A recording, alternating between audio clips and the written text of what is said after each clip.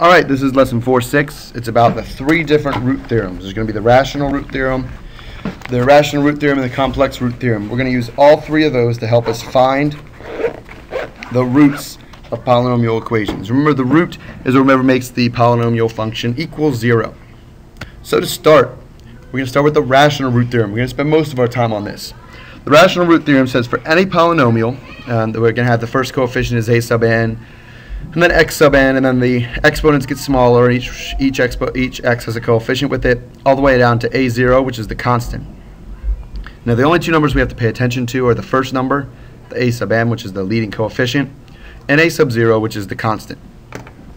So the rational roots for any polynomial is going to be some fraction where the top number of the fraction, the numerator, is a factor of a0, the constant, and the bottom part of the fraction, the denominator, is going to be a factor of a sub n, or the leading coefficient. So let's see how that looks in real life.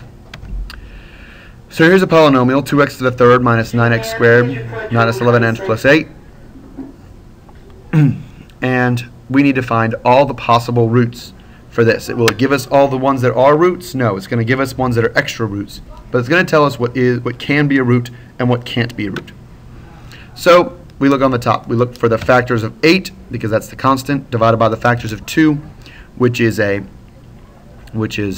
leading coefficient. So the factors of 8 are plus or minus 1, plus or minus 2, plus or minus 4, and plus or minus 8. Don't forget the minuses, because I could have negative 2 times negative 4, and that would give me 8. So you have to consider the positives and the negatives. And the factors of 2 are plus or minus 1 and plus or minus 2. So now we have to divide each number on the top divided by each number on the bottom to give me all the possibilities for the roots of this, for the rational roots of this polynomial. So first we do 1 divided by 1, and that's plus or minus 1. Then 2 divided by 1, that's plus or minus 2. Then 4 divided by 1, which is plus or minus 4, and then 8 divided by 1, which is plus or minus 8. Now we do the same thing with 2. We have plus or minus 1 divided by plus or minus 2, that's plus or minus 1/2. Then we have 2 divided by 2, which is 1, which we already have, and 4 divided by 2, which is 2, which we already have, and then 8 divided by 2, which is 8, we already have. So these are the possible roots for that polynomial. It doesn't tell me what the roots actually are. What it tells me is what the roots actually aren't. So I know if I try to find the rational roots for that polynomial, it's going to be either 1, negative 1, 2, negative 2, 4, negative 4, 8, negative 8, or 1, negative 2. It could be some of them, it could be all of them, it could be none of them. But there's no number that's not on that list that is a root of that polynomial, and that's what the rational root theorem does for you. It gives you all the possibilities. So we narrowed down our possibilities from before we did this. The possibilities were infinite. Now it's a list of 10 different numbers that could be rational roots.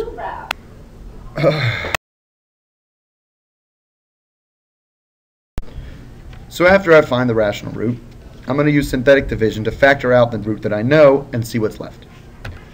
So I know my root is negative 1. My coefficients were 1, 1, negative 3, and negative 3. So I bring down the 1. 1 times negative 1 is negative 1. 1 plus negative 1 is 0. 0 times negative 1 is 0. Negative 3 plus 0 is negative 3. Negative 3 times negative 1 is positive 3. Negative 3 plus negative 3 plus positive 3 is 0. So after I've factored out the roots, I have the roots that I know exist. I have x squared minus plus 0x plus 3 equals 0, but that we don't have to put plus 0x, so it's x squared minus 3 is 0. Okay, so what we have to do is find the roots of what's left. Now what's left is not factorable. It's not going to have rational roots. We know that because we tried all the possible rational roots and there was only one. So we're going to have irrational or imaginary roots is what's going to be left. So I have x squared minus 3 equals 0. That's from synthetic division. Oh, by the way, if I had found more than one root, more than one rational root, then I would just keep doing synthetic division until I've used up all my roots. So if I had another root, then I would take that x squared minus 3, do synthetic division again with my other root, and keep going and keep going and keep going until I don't have any roots left. And I'm just left with, get rid of all the rational roots, what's left. So what I have is x squared minus 3.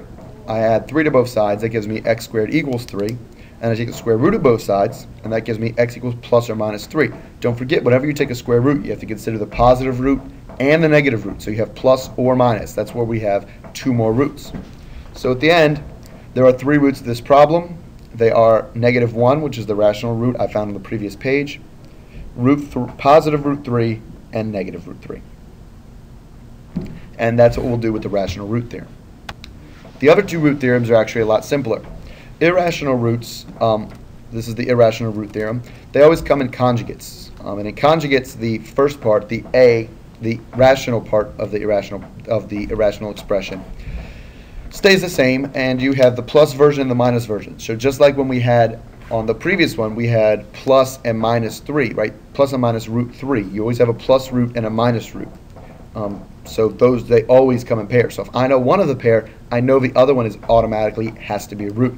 So if I have a problem that looks like this, a polynomial equation with integer coefficients has the roots of 1 plus root 3 and negative root 11, I need to find two additional roots.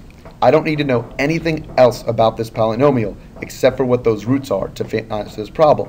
I don't need to know what the polynomial is, what its degree is, how big it is, how many roots it has altogether. Doesn't matter. I'm only looking for two additional roots. So if I have 1 plus root 3, I have to take the conjugate of that. That means one of the roots is 1 minus root 3. And if I have negative root 11, I take the conjugate of that.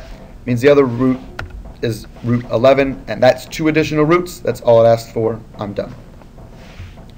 The imaginary root theorem works very similarly. Okay, only instead of having a root, I have an I. So if it's a plus bi is one root, then I know a minus bi is the other root, is another root. Say that. So here's how this works in the type of problem you'll see. I know the two roots are 3 minus I and 2i. There could be other roots. It could be rational roots. There could be complex roots. I don't know. All I know about the problem is that those are two of the roots, and I need to find two more.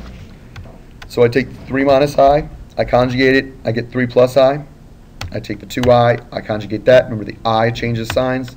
I get negative 2i. That's two additional roots. That's all it asked for. I'm done. So here's your homework. 1 through 4 are on the irrational and complex root theorems. 9 to 14 are on the rational root theorems. You're going to have to check a lot of roots. Okay, good luck with your homework, and I'll see you in class next time.